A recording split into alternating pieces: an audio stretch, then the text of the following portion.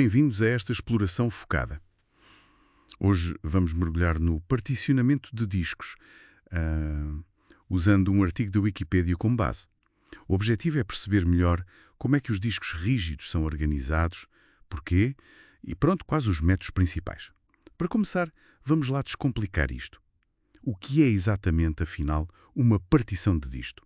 Olha, uma partição é essencialmente uma divisão lógica. Pensa num disco rígido físico, seja CSI ou SATA. E agora, imagina que o divides em secções virtuais. Cada secção é uma partição. Como gravecas no armário. Exatamente. E cada gaveta pode ter o seu próprio sistema de organização, o sistema de fecheiros. E a consequência mais direta disso é poderes instalar, por exemplo, vários sistemas operativos no mesmo disco, cada um na sua gaveta. Ok. Existem esquemas diferentes para fazer isto. O tipo DOS, com MBR, é o histórico dos PCs. Mas hoje o GPT, que vem com o FE, o GPT está a tornar-se muito mais comum. O FE é aquele substituto moderno do BIOS, pronto. Percebo. Mas antes de irmos aos tipos MBR e GPT, como é que o disco sabe onde está cada coisa? A tal geometria. Isso. Antigamente usava-se o modelo CHS, cilindro, cabeça, setor. Era Certo. tipo uma coordenada 3D. Um bocado complexo, imagino. Sim, era. Hoje o que predomina é o LBA, Logical Block Address. É muito mais simples. É um sistema linear. Basicamente, os setores são numerados sequencialmente. 1, 2, 3 e por aí fora. E depois a controladora do disco, a inteligência dele, faz a tradução para saber onde é que isso fica fisicamente no disco. Faz sentido, simplifica bastante. Falando então do esquema clássico, o MBR, usado em DOS, Windows antigo, Linux, como é que ele funcionava? O MBR, o Master Boot Record, fica logo no primeiro setor do disco. É o ponto de partida e tem uma assinatura especial no fim, 0xAA55, para o sistema saber que aquilo é válido e pode arrancar. Ok. A estrutura dele permite, no máximo, 4 partições primárias, ou então podem ser 3 primárias e uma especial, chamada partição estendida. E como é que se sabe o que é cada uma? Dentro do MBR há uma pequena tabela, a tabela de partições.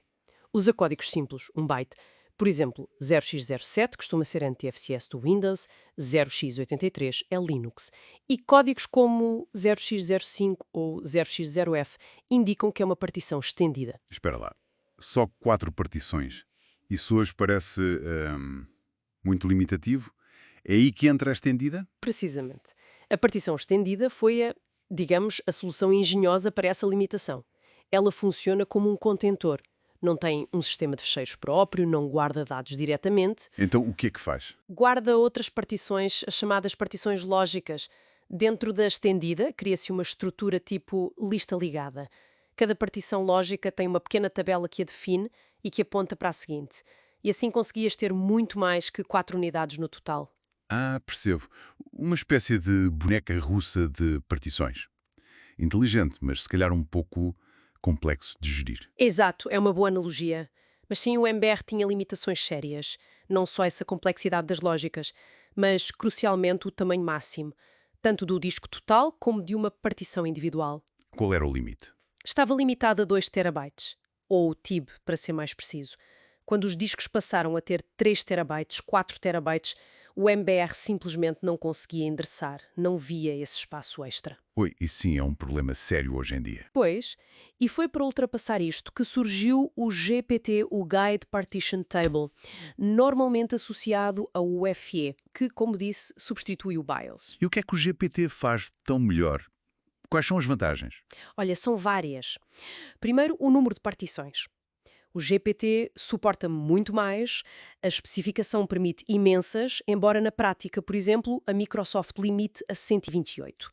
Mas já é muito mais flexível. 128 já dá para muita coisa. Sem dúvida. Depois, inclui redundância e verificação. Há uma cópia da tabela GPT no fim do disco. Se a principal tiver problemas, há um backup e faz verificação de erros, CRC. Mais seguro, portanto? Sim. E o mais importante, usa endereçamento de 64 bits. E isso na prática significa? Significa que o limite de tamanho dispara vai para 8 zettabytes, 1 ZB. 8 zettabytes? Isso é astronómico? Nem consigo imaginar. Milhão de terabytes. Basicamente resolve o problema do limite de tamanho para o futuro que conseguimos prever. Uau! Impressionante! E mudando um pouco, em sistemas tipo Unix, como o Linux, há alguma prática específica de particionamento que seja comum? Sim, é bastante habitual nesses sistemas criar partições separadas para diretórios-chave. Por exemplo? Por exemplo, uma partição para o home, onde ficam os ficheiros dos utilizadores, outra para o var, que guarda logs, bases de dados, ficheiros que mudam muito, outra para o temp, para temporários, e claro, a partição swap, que funciona como memória virtual. E qual a vantagem disso? Principalmente a segurança e a resiliência. Se um sistema de fecheiros, imagina o var, encher ou tiver um problema, isso não afeta diretamente os outros, como o home, mantém o sistema mais estável. Percebo, mas imagino que tenha desvantagens também. A principal desvantagem é a rigidez. Definir tamanhos fixos no início pode ser limitativo. Se calculares mal o espaço para o home, por exemplo. Ficas preso. Exato. É aqui que entram ferramentas mais avançadas, como o LVM, o Logical Volume Management. O LVM dá muito mais flexibilidade para redimensionar volumes lógicos depois, sem ter que reparticionar tudo. Ok, faz todo o sentido. Portanto, para resumir, a ideia principal. Particionar organiza o disco. O MBR é o método antigo, ficou limitado em número de partições e, fatalmente, naquele limite de 2 terabits. Isso. E o GPT é a norma moderna, essencial para os discos enormes de hoje e para os sistemas operativos atuais. Oferece mais partições, segurança com redundância e um limite de tamanho. Bem, virtualmente ilimitado. Exatamente. E o que eu acho fascinante nisto tudo é como estas estruturas, que são bastante técnicas, no fundo definem a nossa capacidade de gerir dados, de usar sistemas operativos diferentes. Esta transição do MBR para o GPT reflete diretamente o crescimento brutal das nossas necessidades digitais, da quantidade de informação que geramos e guardamos. É verdade. Fica então uma questão no ar para quem nos ouve. Com o armazenamento na nuvem a ganhar tanto terreno e os SSTs a serem tão rápidos, será que a forma como o utilizador comum precisa de pensar sobre partições físicas vai mudar radicalmente? Ou esta organização, mesmo que escondida debaixo do capô para muitos, vai continuar a ser a espinha dorsal silenciosa de como gerimos os nossos status nos nossos dispositivos? Fica a reflexão.